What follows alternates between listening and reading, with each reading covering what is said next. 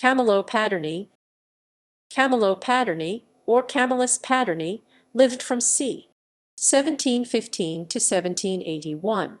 He was an illustrator, excavator, and curator at the Museum Herculanense as part of King Charles Roman VII of Naples' royal palace in Portici, and a Roman papyri. Paderni was possibly the first person who undertook the task of transcribing the Herculaneum papyri, obtained at the Villa of the Papyri in Herculaneum. Paderni used the method of slicing scrolls in half, copying readable text by removing papyri layers. This transcription procedure was used for hundreds of scrolls, and in the process destroyed them. Correspondence. In a letter from 1752 to Richard Mead, Paderni wrote, "It is not a month ago that there have been found many volumes of papyrus, but turned to a sort of charcoal, so brittle that, being touched, it falls readily into ashes. Nevertheless, by his Majesty's orders, I have made many trials to open them, but all to no purpose, excepting some words ss, which I have picked out entire, where there are divers bits by which it appears in what manner the whole was written. The form of the characters made with a very black tincture, that overcomes the darkness of the charcoal. I shall here, to oblige you, imitate in 2 short lines, see reference, my fidelity to the king not permitting me to send you any more." In 1754 Paderni wrote a letter to Thomas Hollis, briefly describing the discoveries at the Villa of the Papyri. In one of these buildings there has been found an entire library composed of volumes of the Egyptian papyrus, of which there have been taken out about 250, and the place is not yet cleared or emptied, it having been deemed necessary to erect props first to keep the earth, which lies above it, from falling in upon it. These volumes of papyrus consist of Latin and Greek manuscripts, but from their brittleness, occasioned by the fire and time, it is not possible to unroll them, they being now decayed and rotten. His Majesty, however, has done his parts, having sent for a certain monk from Rome, Abbot Paigel, who belonged to the Vatican Library, in hopes, by his means, to have unfolded them, but hitherto in vain. In another letter, from 1754, to Hollis, Paderni wrote, "I shall now proceed to give you some little account of our late discoveries at Herculaneum. We are going on to dig in 2 places, one towards the road della Torre del Greco, and the other nearer to the neighbourhood of the royal palace, at Portici, directly under the wood belonging to the church of the Augustines. But please only to reflect in which manner the persons employed are obliged to work through the subterraneous passages, and how hard they find the lava, and then you may judge why they advance so slowly. The first thing here discovered was a garden, in which were found divers statues of marble of excellent Greek artists. This route led us towards a palace, which lay near the garden. But before they arrived at the palace, they came to a long square, which formed a kind of forum, and was adorned throughout with columns of stucco, in the middle of which was a bath.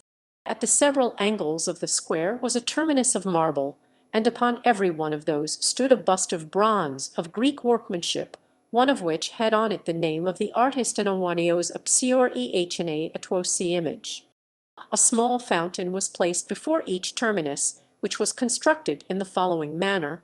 Level with the pavement was a vase to receive the water, which fell from above. In the middle of this vase was a stand of balustrade work to support another marble vase.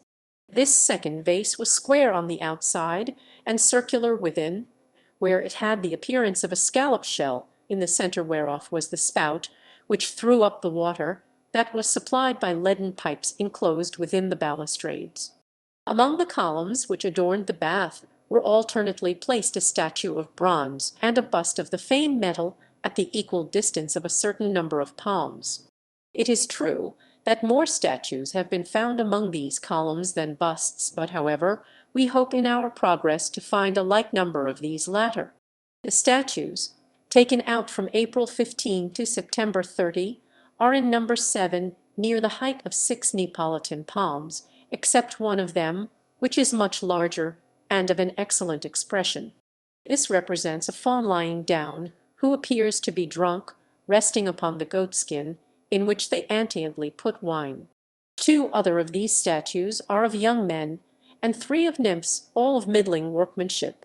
September 27, I went myself to take out a head in bronze, which proved to be that of Seneca, and the finest that has hitherto appeared, being, I assure you, sir, as excellent a performance as can well be conceived. The artist has chosen to represent him in all those agonies which the poor man must have suffered when ready to expire, for one perceives in it every passion that would naturally arise in the countenance of a person in that situation.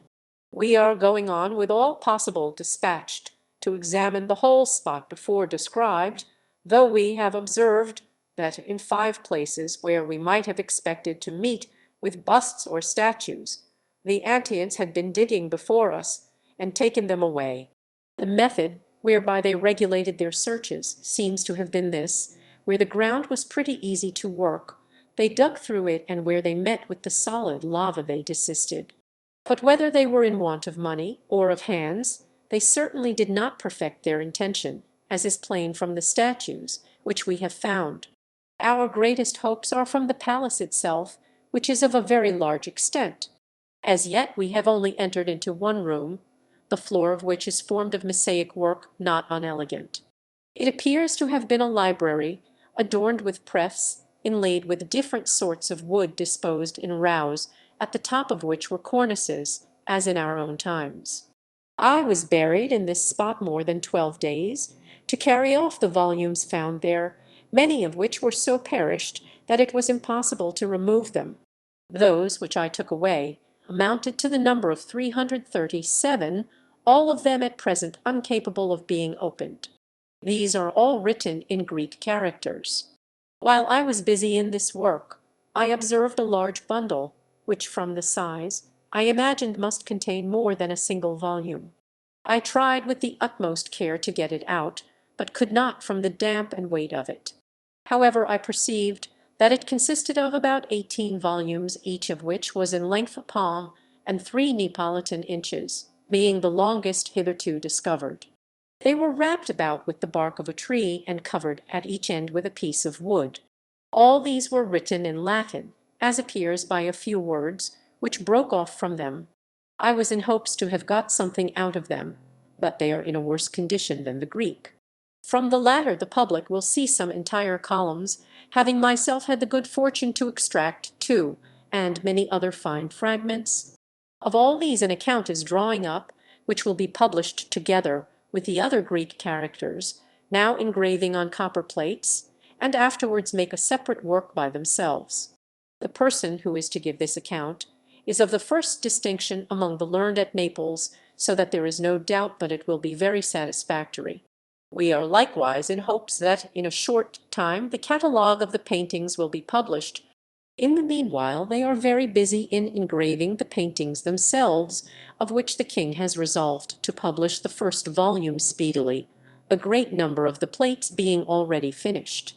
At present the monk, who was sent for from Rome to try to open the former manuscripts, has begun to give us some hopes in respect to one of them. Those which I have opened are philosophical tracts, the subjects of which are known to me, but I am not at liberty to be more explicit. When they are published they shall be immediately conveyed to you. The first papyri, of which I formerly acquainted you, were in a separate room, adjoining to the before-mentioned palace. In 1755, Paderni wrote 2 more letters to Thomas Hollis, briefing him on the excavation and scroll transcription progress. The following year he wrote him again, mentioning 2 works from Philodemus on rhetoric and music. Drawings, sketches by Paderni based on other paintings, as part of George Turnbull's 1740 book, A Treatise on Ancient Painting. Paderni drawings from a 1757 publication by Ottavio Antonio Bayardi. References ==